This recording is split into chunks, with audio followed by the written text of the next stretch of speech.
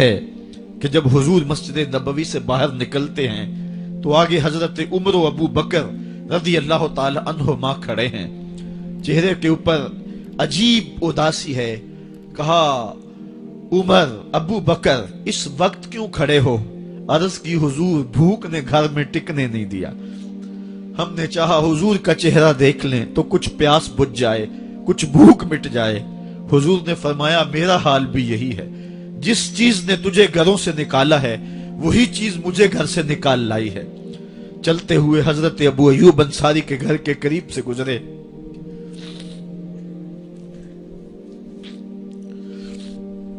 حضور کی خوشبو پا کے وہ باہر آ گئے۔ عرض کی بندہ نواز آج میرے مہمان نہیں بنتے؟ حضور نے کہا تمہاری مرضی۔ گھر لے گئے، چٹائی بچھائی، حضور کو بٹھایا، گھر والوں کو بکری کا بچہ ذبح کر کے دیا، کہا جلدی جلدی کھانا تیار کرو، میرے آقا کو بھوک لگی ہوگی۔ یہ کہہ کے واپس آئے، حضور کے پاس بیٹھے، نظر چہرے پہ پڑی تو گھبرا گئے۔ نکاحت کے آثار اتنے واضح تھے کہ سمجھ آ رہی تھی کتنے دنوں سے حضور نے کچھ نہیں کھایا۔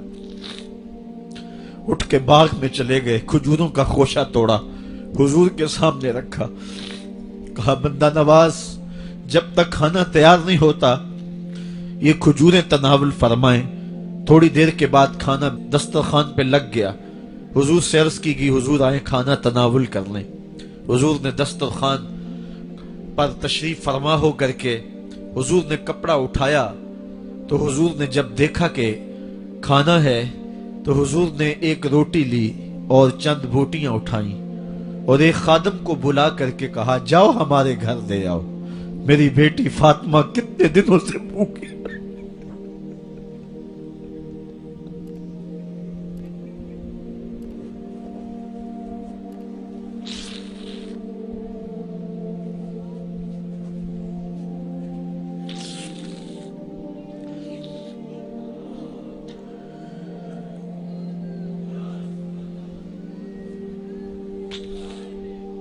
کہا جاؤ ہمارے گھر دے آؤ، میری فاطمہ کتنے دنوں سے بھوکی بیٹھی ہوئی ہے، مال کے کونین ہیں گو پاس کچھ رکھتے نہیں، دو جہاں کی نعمتیں ہیں ان کے خالی ہاتھ میں۔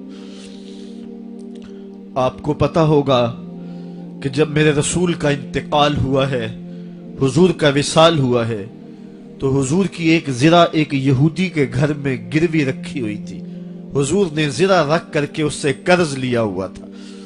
یہ اسلام کی غربت کی کہانی ہے، اور پھر اللہ نے اسلام کو امارت کے رنگ بھی دیے۔ آؤ تمہیں کہانی سناؤں، حضرت عدی بن حاتم روایت کرتے ہیں، صحیح بخاری میں روایت ہے۔ یہ حاتم تائی کے بیٹے ہیں، کہتے ہیں میں حضور کی خدمت میں حاضر ہوا، ایک شخص آیا کہنے لگا حضور غربت نے میرا برا حال کر دیا ہے، اور اس نے شکایت کی غربت کی، پسماندگی کی اور اپنی معاشی بدحالی کی۔ پھر ایک شخص آیا کہنے لگا حضور میرے پاس دولت تو ہے لیکن میں نے جس منزل پہ جانا ہے راستہ پر خطر ہے، تو میرے لیے کیا حکم ہے کہ میں کیسے راستہ طے کروں؟ تو یہ دو لوگوں نے یہ باتیں کی تو حضرت عدی کہتے ہیں کہ حضور نے روئے سخن میری جانب موڑا اور میری جانب مخاطب ہو کے کہا عدی تو نے ہیرا دیکھا ہے؟ عدی کہتے ہیں میں نے عرض کی حضور دیکھا نہیں، سنا ہے، ہیرا یہ شہر ہے عراق کا۔ تو حضور نے فرمایا عدی تو نے ہیرا دیکھا ہے؟ میں نے کہا نہیں حضور دیکھا نہیں، اس کا تذکرہ سنا ہے۔ فرمایا عدی اگر اللہ تجھے زندگی کی مہلت دے تو ہیرا سے ایک خاتون چلے گی، تو اپنی آنکھوں سے دیکھے گا اور مکے تک پہنچے گی اور اللہ کے گھر کعبہ کا طواف کرے گی اور اس کو ہیرا سے لے کر کے مکے تک اللہ کے علاوہ کسی کا ڈر نہیں ہوگا۔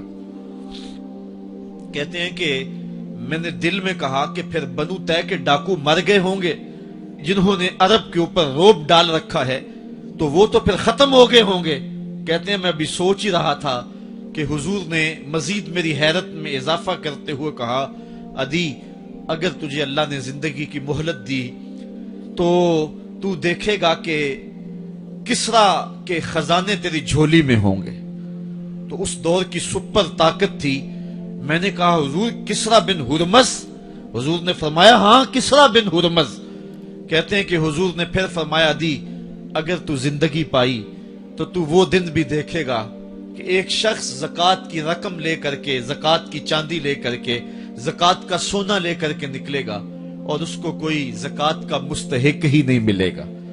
हजरत अदी बिन हातिम कहते हैं कि फिर मैंने वो मंजर अपनी आंखों से देखा कि हीरा से एक खातून चली और मक्के तक पहुंची और अमन ऐसा था कि उसको अल्लाह के अलावा किसी का डर नहीं था। फिर वो लम्हे भी मैंने देखे कि किसरा बिन हुरमज के खजाने मस्जिद नबवी के बाहर पड़े हुए हैं।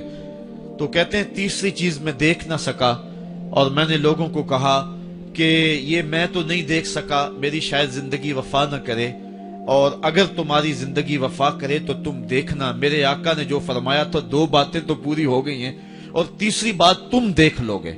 हजरत यहया बिन सईद फरमाते हैं कि हजरत उमर बिन अब्दुल अजीज का जमाना था और उन्होंने मुझे अफ्रीका की जानब ज़कात वसूल करने के लिए भेजा। मैं वहां से ज़कात वसूल की और फिर मैं ज़कात लेने वाले मुस्तहकीन को ढूंढने लगा। तो कहते मुझे कोई मुस्तहिक ना मिला। फिर मैं गुलाम पकड़ता और उसके पैसे दे के उसको आजाद करवाता चला जाता।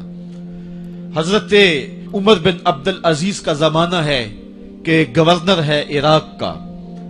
वो हजरत उमर बिन अब्दुल अजीज को लिखता है कि इतनी रकम है, इसका क्या करना है। तो उमर बिन अब्दुल अजीज कहते हैं रकम लेके यहां ना आना, वहां इराक के लोगों में बांट दो, जो ज़कात के मुस्तहिक हैं उनको तकसीम कर दो। तो गवर्नर लिखता है जो मुस्तहिक है उनको दे दी, अब कोई मुस्तहिक नहीं रहा तो मैं क्या करूं। तो हजरत उमर बिन अब्दुल अजीज कहते हैं जो मकरूज हैं उनका कर्ज उतार दो। तो कहते हैं कि हाँ कर्ज भी मैंने उतार दिया है, रकम फिर भी बच रही है, क्या करूं। तो हजरत उमर बिन अब्दुल अजीज ने फिर लिखा जो शख्स शादी करना चाहते हैं उनका हक मेहर अदा कर दो। मैंने कहा कि वो भी कर दिया है, रकम फिर भी बच गई, अब क्या करूं। तो हजरत उमर बिन अब्दुल अजीज ने मुझे लिखा कि जो गैर मुस्लिम हैं जिन्होंने टैक्स दिया हुआ है, जितना टैक्स दिया है उससे दुगने पैसे उनको कर्जे में दे दो और उनको कहो जाओ इसका कारोबार करो, खेती बाड़ी करो, और साथ उन्हें यह भी कह देना कर्ज की फिक्र ना करना और ज्यादा इसमें परेशान ना होना, जब दे सकोगे दे देना। ये दौर भी फिर इस्लाम ने देखा और ये घड़ियां भी देखी जब चिथड़े पहने हुए थे, जब पैबंद लगे लिबास पहने थे, जब पेट में डालने के लुकमा भी नहीं था। अल्लाह का दीन उस वक्त भी गालिब था और जब गलियों के अंदर रेशम बिखरा हुआ होता था कोई उठाने वाला नहीं था, दीन उस वक्त भी गालिब था। दीन का गालिब होना या ना होना इसका ताल्लुक जो है वो मालो दौलत से नहीं है। इकबाल कहता है कि जवाल बंदाए मोमिन का बेजरी से नहीं, मोमिन का जवाल बेजरी से नहीं है बल्कि इसका सबब कोई और है। वो सबब ढूंढना है कि हम दुनिया में रुस्वा होके क्यों रह गए, हम जमाने के सामने तमाशा क्यों बन के रह गए। आज नबी की उम्मत पूरी कायनात में रुस्वा होके क्यों रह गई। आज हमारा तमाशा देखा जा रहा है, आज भूखे कुत्तों को हमारी बेटियों और बहनों के ऊपर छोड़ा जा रहा है और उसका तमाशा देखा जा रहा है। क्या हमने ये दिन भी देखने थे। हमने सुराग लगाना है। दौलत की किल्लत और कसरत ये सानवी चीजें हैं। हमने तारीख में देखा है हम कभी माली तौर पे कमजोर थे, रुस्वा नहीं हुए हैं। माल ज्यादा हो गया, रुस्वा नहीं हुए हैं। रसवाई के सबब कोई और हैं। आइए तुम्हें कहा